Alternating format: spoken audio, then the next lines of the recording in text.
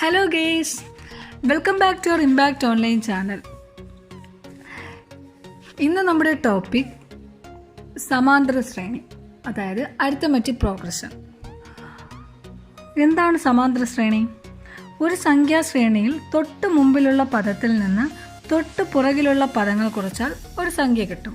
ആ സംഖ്യ എന്ന് പറയുന്നത് പൊതു സംഖ്യ ആയിരിക്കും, അതായത് കോമൺ ആയിരിക്കും. അത്തരത്തിലുള്ള ആ സംഖ്യാശ്രേണിയെ സമാന്തര ശ്രേണി എന്ന് പറയാം, അല്ലെങ്കിൽ അരിത്തമെറ്റിക് പ്രോഗ്രഷൻ എന്ന് പറയാം. അപ്പോൾ ഇന്ന് നമ്മൾ ഡിസ്കസ് ചെയ്യാൻ പോകുന്നത് ബേസിക് ആയിട്ടുള്ള അരിത്തമെറ്റിക് പ്രോഗ്രഷൻ്റെ ബേസിക് ആയിട്ടുള്ള കുറച്ച് കാര്യങ്ങളാണ്. അപ്പോൾ നമുക്ക് തുടങ്ങാം.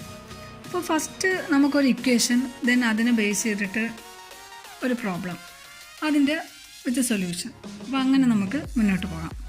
അപ്പോൾ ഫസ്റ്റത്തെ ഒരു ഇക്വേഷൻ നമ്മൾ പഠിക്കാൻ പോകുന്നത് ആദ്യത്തെ n എണ്ണൽ സംഖ്യകളുടെ തുക. ആദ്യത്തെ n എണ്ണൽ സംഖ്യകളുടെ തുക കാണാനുള്ള ഇക്വേഷൻ n × n+1/2. അതായത് ഇവിടെ n എന്ന് പറയുന്നത് നമ്പർ ഓഫ് ടേം എന്ന് പറയുന്നത് പദങ്ങളുടെ എണ്ണമാണ്. പദങ്ങളുടെ എണ്ണത്തെയാണ് ഇവിടെ n എന്ന് പറയുന്നത് സൂചിപ്പിക്കുന്നത്. അപ്പോൾ എന്താണ് n × n+1/2. അപ്പോൾ നമുക്ക് ഒരു പ്രോബ്ലം നോക്കാം. ആദ്യത്തെ 50 എണ്ണൽ സംഖ്യകളുടെ തുക. അപ്പോൾ ആദ്യത്തെ 50 എണ്ണൽ സംഖ്യകളാകുമ്പോൾ 1 മുതൽ 50 വരെ. അപ്പോൾ നമ്പർ ഓഫ് ടേം, പദങ്ങളുടെ എണ്ണം എന്ന് പറയുന്നത് ഇവിടെ 50 ആയിരിക്കും. അപ്പോൾ n എന്ന് പറയുന്നത് 50 × n+1, അതായത് 50 + 1, അപ്പോൾ 51. 50 × 51/2. അപ്പോൾ നമുക്ക് കിട്ടുന്ന ആൻസർ 1275. അപ്പോൾ 1 മുതൽ 50 വരെയുള്ള പദങ്ങളുടെ തുക, ഇവിടെ തുക എന്ന് പറയുന്നത് 1275 ആയിരിക്കും. നെക്സ്റ്റ് ഇക്വേഷൻ ആദ്യത്തെ n ഒറ്റ സംഖ്യകളുടെ തുക, അതായത് സം ഓഫ് ദ ഓഡ് നമ്പറിൻ്റെ സമ്മ് കാണാനുള്ള ഇക്വേഷൻ എന്ന് പറയുന്നത് n² ആണ്. ഇവിടെ n² എന്ന് പറയുന്നത് n എന്ന് പറയുന്നത് പദങ്ങളുടെ എണ്ണമാണ് സൂചിപ്പിക്കുന്നത്. അപ്പോൾ നമുക്കൊരു ക്വസ്റ്റ്യൻ നോക്കാം.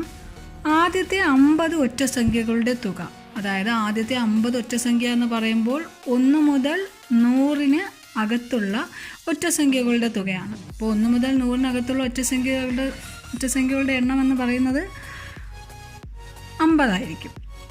അപ്പോൾ n എന്ന് പറയുന്നത് ഇവിടെ എന്താണ് 50. അപ്പോൾ 50ൻ്റെ സ്ക്വയർ എന്ന് പറയുന്നത് 2500.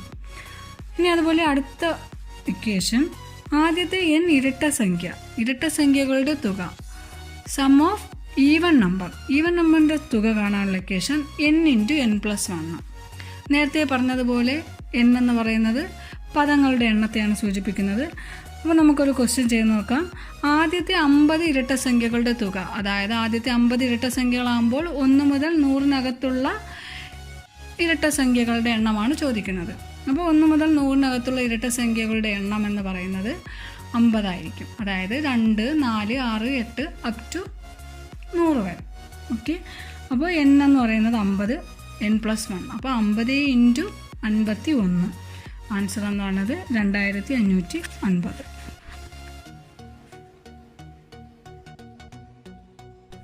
നെക്സ്റ്റ് ഇക്വേഷൻ ആദ്യത്തെ n എണ്ണൽ സംഖ്യകളുടെ വർഗങ്ങളുടെ തുക, അതായത് n × n+1 × 2n+1/6. ഇവിടെയും n എന്ന് പറയുന്നത് നമ്പർ ഓഫ് ടേം ആണ്. അപ്പോൾ നമുക്കൊരു ക്വസ്റ്റ്യൻ നോക്കാം. ചെസ് ബോർഡിലെ സമചതുരങ്ങളുടെ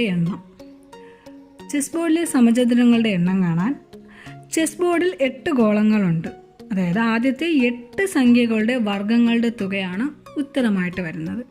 അപ്പോൾ ഇവിടെ n എന്ന് പറയുന്നത് 8 × 8+1 × 2 × 8+1/6.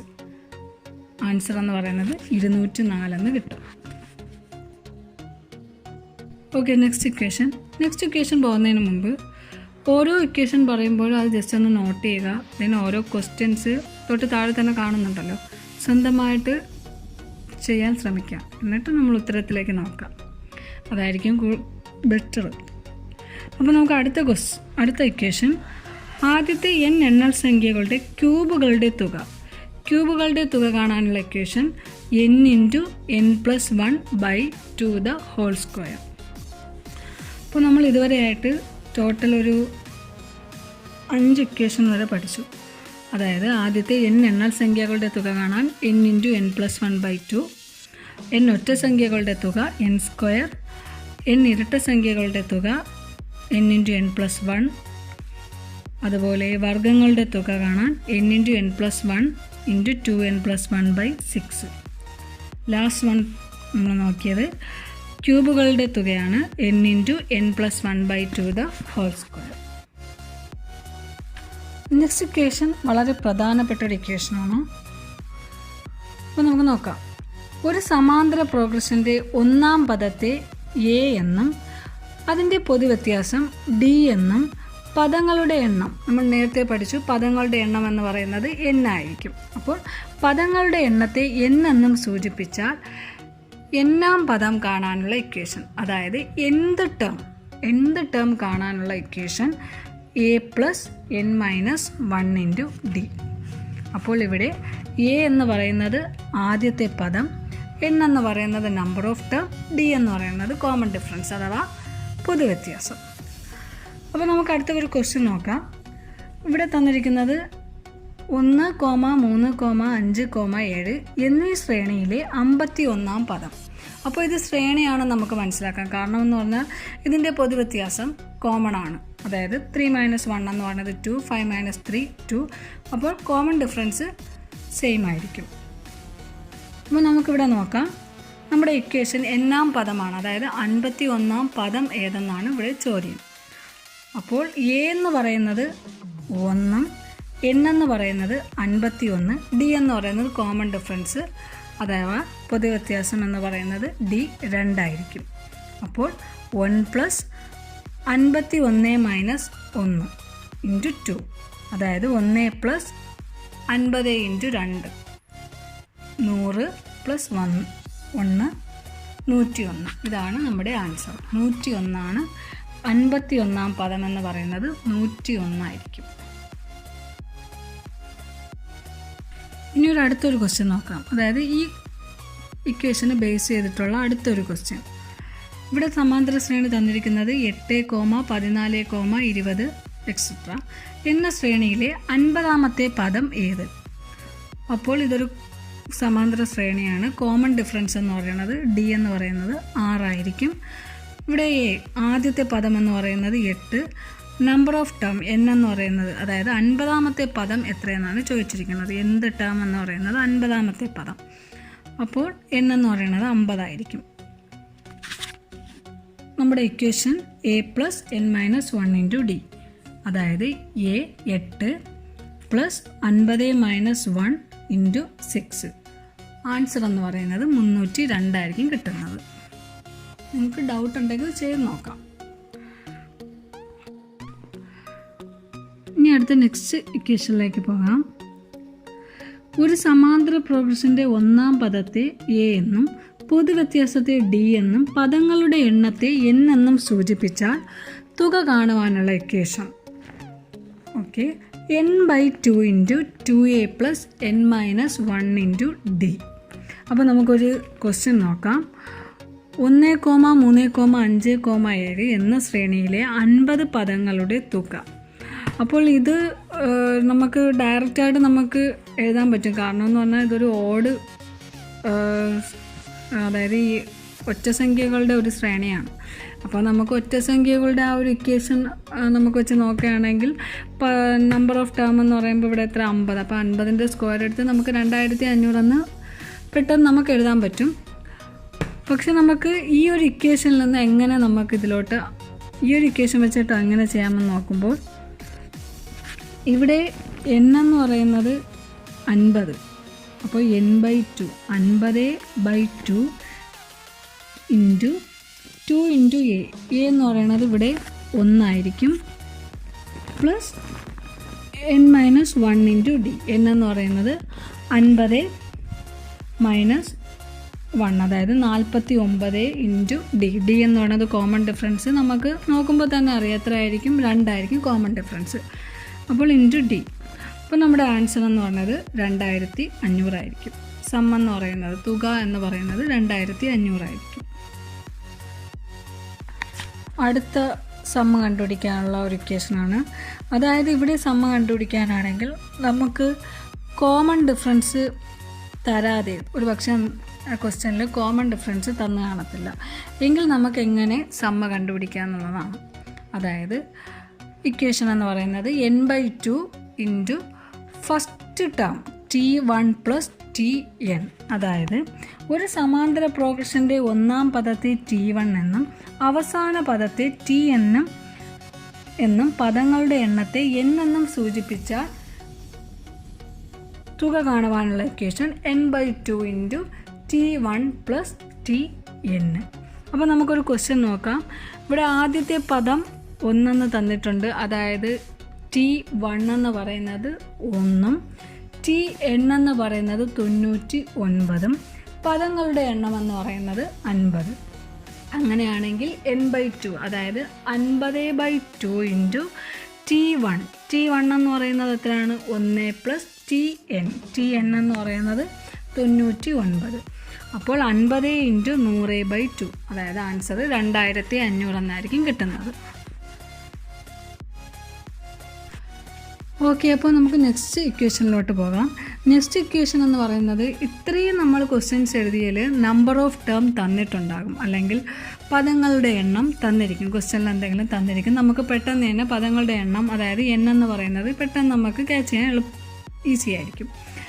അപ്പോൾ ഒരു പക്ഷേ പദങ്ങളുടെ എണ്ണം തന്നിട്ടില്ല, അതായത് നമ്പർ ഓഫ് ടേം, ഒരു ശ്രേണിയിൽ ഇത്ര ടേം എന്നുള്ളത് തന്നിട്ടില്ല എങ്കിൽ, അല്ലെങ്കിൽ അത് തരാതെ സമ്മ കണ്ടുപിടിക്കാൻ പറയുകയാണെങ്കിൽ ആദ്യം നമുക്ക് n എന്തായാലും കണ്ടുപിടിക്കണം. അപ്പോൾ അത് കണ്ടുപിടിക്കാനുള്ള ഒരു ഇക്വേഷൻ എന്ന് പറയുന്നത് ഒരു സമാന്തര പ്രോഗ്രഷൻ്റെ ഒന്നാം പദത്തെ T1 എന്നും അവസാന പദത്തെ Tn എന്നും പൊതുവ്യത്യാസത്തെ d എന്നും സൂചിപ്പിച്ചാൽ പദങ്ങളുടെ എണ്ണം, നമ്പർ ഓഫ് ടേം കണ്ടുപിടിക്കാനുള്ള equation Tn minus T1 by d plus 1. ഇതായിരിക്കും നമ്പർ ഓഫ് ടേമിൻ്റെ കണ്ടുപിടിക്കാനുള്ള ഇക്വേഷൻ. ഇനി നമുക്ക് കുറച്ച് തിയറി നോക്കാം. ഇത്രയും നേരം ഒരു ഇക്വേഷൻ, അതിനെ ബേസ് ചെയ്തിട്ട് ഒരു പ്രോബ്ലം, അതിൻ്റെ സൊല്യൂഷൻ. നമുക്ക് PSCയിൽ ചോദിക്കാവുന്ന കുറച്ച് GK ക്വസ്റ്റ്യൻ, ഗണിതത്തിലെ GK ക്വസ്റ്റ്യൻസ് നോക്കാം. അതുപോലെ തന്നെ നമ്പേഴ്സ്, പലതരത്തിലുള്ള സംഖ്യകൾ, അതേക്കുറിച്ച് നമുക്ക് പരിചയപ്പെടാം. ഭാജ്യസംഖ്യകൾ അഥവാ കോപ്രൈം നമ്പർ. രണ്ടിലധികം ഘടകങ്ങളുള്ള സംഖ്യകളെ ഭാജ്യസംഖ്യ എന്ന് പറയുന്നു. ഉദാഹരണം 6, 8, 9 എക്സെട്ര. അഭാജ്യസംഖ്യകൾ അഥവാ പ്രൈം നമ്പർ. 2 ഘടകങ്ങൾ മാത്രമുള്ള സംഖ്യകളെ അഭാജ്യസംഖ്യകൾ എന്ന് പറയുന്നു. അതായത് അതിൻ്റെ ഘടകം എന്ന് പറയുന്നത് 1ഉം ആ നമ്പരും ആയിരിക്കും. ഉദാഹരണം 2, 3, 5, 7 എക്സെട്ര. കംബ്രേക്കർ സംഖ്യ. കംബ്രേക്കർ സ്ഥിരാങ്കമായ നമ്പർ എന്നറിയപ്പെടുന്ന സംഖ്യ 6174. ദത്തരായ രാമചന്ദ്ര കംബ്രേക്കർ എന്ന ഗണിതാധ്യാപകൻ്റെ പേരിൽ അറിയപ്പെടുന്ന ഒരു സ്ഥിരാങ്കമാണ് 6174. 1949 അദ്ദേഹം ഈ സംഖ്യയുടെ പ്രത്യേകത കണ്ടെത്തിയത്. സംഖ്യ കണ്ടെത്തുന്ന രീതി. ആദ്യമായി 4 വ്യത്യസ്ത അക്കങ്ങൾ പരിഗണിക്കുക. ഇവ ഉപയോഗിച്ച് എഴുതാവുന്ന 4 അക്കങ്ങളുള്ള ചെറിയ സംഖ്യയും വലിയ സംഖ്യയും എഴുതുക. വലിയ സംഖ്യയിൽ നിന്നും ചെറിയ സംഖ്യ കുറയ്ക്കുക. ഉത്തരമായി ലഭിക്കുന്ന സംഖ്യയിലെ അക്കങ്ങൾ ഉപയോഗിച്ച് ഈ പ്രവർത്തനം തുടരുക. 7 ഘട്ടങ്ങൾക്കുള്ളിൽ 6174 എന്ന സംഖ്യയിൽ ഈ നിർദ്ധാരണം എത്തിച്ചേരും. ഏറ്റവും വലിയ നെഗറ്റീവ് പൂർണ്ണസംഖ്യ -1. നെഗറ്റീവോ പോസിറ്റീവോ അല്ലാത്ത സംഖ്യ 0. ഏറ്റവും ചെറിയ അഖണ്ഡസംഖ്യ 0. ഏറ്റവും ചെറിയ എണ്ണൽ സംഖ്യ 1. ഏറ്റവും ചെറിയ അഭാജ്യസംഖ്യ 2. ഒരേ ഒരു ഇരട്ട അഭാജ്യസംഖ്യ 2. അഭാജ്യസംഖ്യയോ വിഭാജ്യസംഖ്യയോ അല്ലാത്ത സംഖ്യ 1. ഏറ്റവും ചെറിയ ഇരട്ട സംഖ്യ 2. അന്താരാഷ്ട്ര ഗണിതശാസ്ത്ര വർഷം 2012.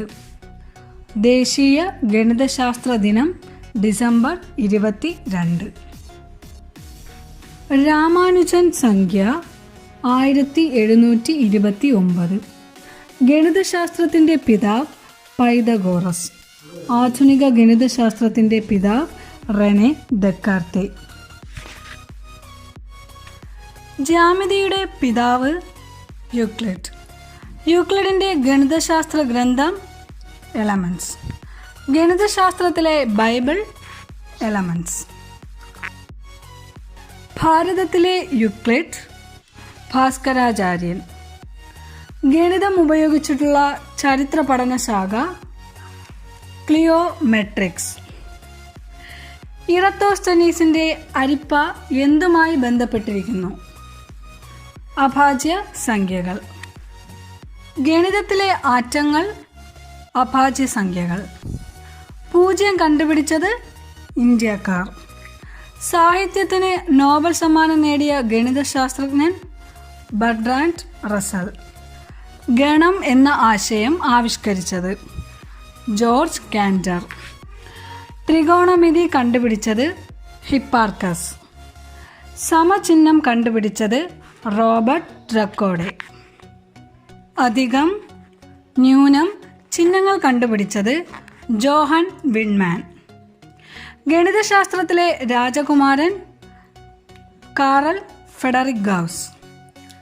ഗണിതശാസ്ത്രത്തിൻ്റെ ഭാരതീയ രാജകുമാരൻ ആര്യഭടൻ. ഒരു ഭാരതീയ ഗണിതശാസ്ത്രജ്ഞൻ്റെ നാമത്തിലുള്ള കൃത്രിമ ഉപഗ്രഹം ആര്യഭട്ട. മനുഷ്യ കമ്പ്യൂട്ടർ എന്ന പേരിൽ അറിയപ്പെടുന്ന വനിത ശകുന്തള ദേവി. സംഖ്യകളുടെ പുസ്തകം എഴുതിയത് ശകുന്തള ദേവി. 1 100 പൂജ്യം ചേർന്ന് വരുന്ന സംഖ്യ ഗോഗോൾ. 1നും 100നും ഇടയിലുള്ള അഭാജ്യ സംഖ്യകളുടെ എണ്ണം 25. 10 വരെയുള്ള എണ്ണൽ സംഖ്യകളുടെ തുക 55. 100 വരെയുള്ള എണ്ണൽ സംഖ്യകളുടെ തുക 5050. 100 വരെയുള്ള സംഖ്യകളിൽ എത്ര 9കൾ ഉണ്ട്? 20. റോമൻ രീതിയിൽ എഴുതുമ്പോൾ ഉപയോഗിക്കാത്ത സംഖ്യ 0. പൈയുടെ മൂല്യം 3.14 or 22/7.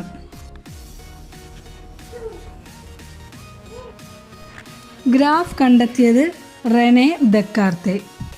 10 അക്കമുള്ള സംഖ്യാ സമ്പ്രദായം ദശാംശ സംഖ്യാ സമ്പ്രദായം. 2 അക്കങ്ങൾ മാത്രമുള്ള സംഖ്യാ സമ്പ്രദായം ബൈനറി സംഖ്യാ സമ്പ്രദായം. ബൈനറി സംഖ്യാ സമ്പ്രദായത്തിലെ അക്കങ്ങൾ 0 and 1. ഞാൻ ചിന്തിക്കുന്നു അതുകൊണ്ട് ഞാനുണ്ട് എന്ന് പറഞ്ഞ ഗണിതശാസ്ത്രജ്ഞൻ റെനെ ദെക്കാർത്തെ. സംഖ്യകൾ ലോകത്തെ ഭരിക്കുന്നു എന്ന് അഭിപ്രായപ്പെട്ട ഗണിതശാസ്ത്രജ്ഞൻ Pythagoras. Okay guys, thank you for watching our video. Subscribe and click the bell button to get a notification. If you like the video, share. Thank you.